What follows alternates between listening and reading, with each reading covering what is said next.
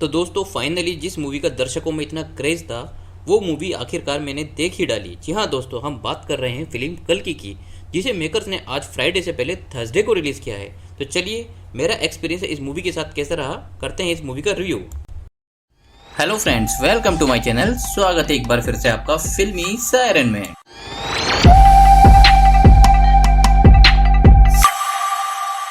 तो दोस्तों डायरेक्टर नाग अश्विन ने जिस तरह इस मूवी का हाइप क्रिएट किया था दर्शकों में, ये मूवी देखने के बाद मैं एक ही बात बोलना चाहूँगा, ये मूवी आप बड़े स्क्रीन पर ही देखें। Because of its visual and as a visual fantasy movie India में बनना, वो भी अपने हिस्ट्री एंड फिक्शन को मिलाकर, मैं हजार तोपों की सलामी देना चाहूँगा डायरेक्टर नाग अश्विन को। दोस्तों आपकी जानकारी के लिए बता दें, प्रभास, दीपिका पादुकोण, अमिताभ बच्चन और कमल हसन जैसे बड़े स्टारों से सजी कल्कि 289 एडी को यानी कि आज 27 जून को सिनेमाघरों में रिलीज कर दिया गया है।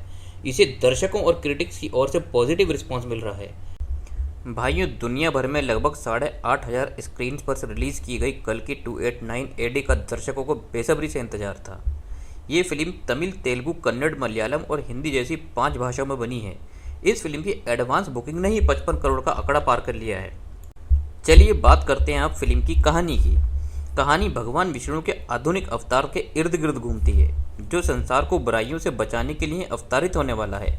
घटनाक्रम महाभारत के युद्ध के बाद शुरू होता है, जहां भगवान श्री कृष्ण ने द्रोणाचार्य के पुत्र अश्वत्थामा को अमृत का श्राप दिया था। इस पौराणिक बीज को लेकर कहानी कल्पना की दुनिया तक पहुंचती है। भगवान विष्णु के 10वें अवतार को लेकर कथा प्रचलित है, जिसमें भविष्यवाणी की गई थी कि वह अवतार सफ़ेद घोड़े पर सवार होकर आएगा और कलयुग का अंत का संकेत देगा। इस प्रेमाइस को आगे बढ़ाते हुए कहानी काशी के एक ऐसे शहर में ट्रेवल करती है, जहां पर निर्दयी और दुष्ट कमांडर शाश्वत चटर्जी कॉम्प्लेक्स का बेताज बादशाह है। वह इस मायावी कॉम्प्लेक्स के स्वामी सुप्रीम कमल हसन के लिए काम करता है। कॉम्प्लेक्स आधुनिक और नरसैंगिक तकनीक और ऐसे आराम से सजा एक ऐसा पावर हाउस है, जहां शामला के विद्रोहियों और गरीबों की एंट्री वर्जित है।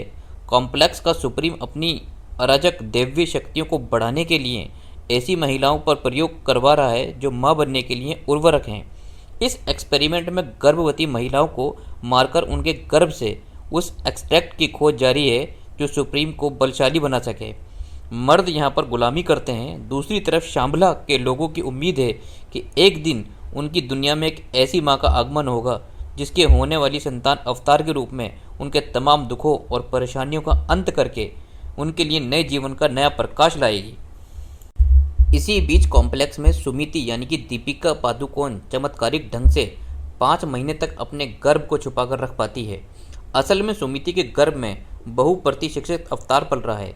सुमिति किसी तरह सुप्रीम के चुंगल से निकलने में कामयाब हो जाती है, मगर बाउंटी हंटर भैरवा यानी कि प्रभास सुमिति को कैद कमांडर को सौंपना चाहता है ताकि उसे कॉम्प्लेक्स के ऐशो आराम की दुनिया में एंट्री मिल सके। मगर तब सुमिति की रक्षा के लिए पौराणिक युग के अश्वत्थामा अमिताभ बच्चन का आगमन होता है।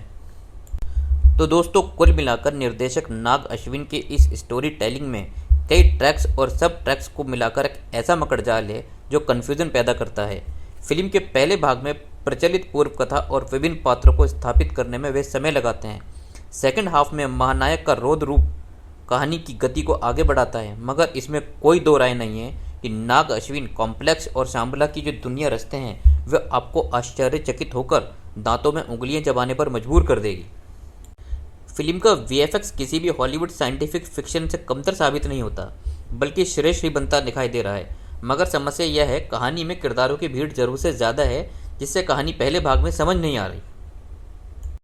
फिल्म में अगर कुछ खास है तो अश्वत्थामा और भैरवा के high octane action scenes sequence या फिर कॉम्प्लेक्स और शांबला की सेनाओं के बीच की भिड़ंत सब कुछ देखने लायक है। रॉक्सी के रूप में दिशा पटानी को भैरवा की लव इंटरेस्ट के रूप में दिखाया गया है। हालांकि फिल्म में कई ऐसे सवाल हैं जिनके जवाब नहीं मिल पाते, शायद इसलिए कि निर्देशक इसके सीक्वल का इशारा करते हैं। हालांकि नाग अश्विन ने मॉडर्न सिनेमा टेक्निक से जनरेटेड विजुअल के जरिए माइथोलॉजी को जिस तरह से डेवलप किया है उसके लिए उनकी तारीफ तो बनती है। फिल्म भावनात्मक रूप से कनेक्ट नहीं कर पाती, मगर भैरवा और बुज्जी की बैंडिंग काफ़ी हद तक एंटरटेन करने में ज़रूर साबित होती है। चलिए बात करते हैं अभिनय और गेटअप की। तो बात की जाए तो महानायक अमिताभ बच्चन को ने एक बार फिर साबित कर दिया है कि इन्हें इंडस्ट्री का बिग बी क्यों कहा जाता है। उन्होंने अश्वत्थामा की भूमिका में प्राण फूंक दिए हैं। एक्शन दृश्यों में उनकी चपलता को देखते हुए दमखम साफ नजर आता है। वो फिल्म का मुख्य आकर्षण है। भैरवा के रूप में प्रभास के फैंस को ये शिकायत जरूर होगी कि उन्हें पर्दे पर कम स्क्रीन स्पेस क्यों मिला है। यहाँ प्रभास ने कॉमेडी के साथ साथ हैरत एंगेज एक्शन को भी किया है, जिसमें वो कॉमेडी से नहीं जिसते, मगर हाँ, जब वे कर्ण के रूप में ट्रांसफॉर्म होते हैं तो अपने प्रभाव को जमाने में कामयाब जरूर रहते हैं। तो दोस्तों, कुल मिलाकर ये फिल्म एक फैमिली एंटरटेनर है, जिसे मेरी तरफ से 3 आउट ऑफ 5 स्टार। आपको हमारे द्वारा दिया गया रिव्यू ये कैसा लगा, प्लीज़ हमें कमेंट बॉक्स में जरूर बताइए। जब तक के लिए लेते हैं विदा, धन्यवाद।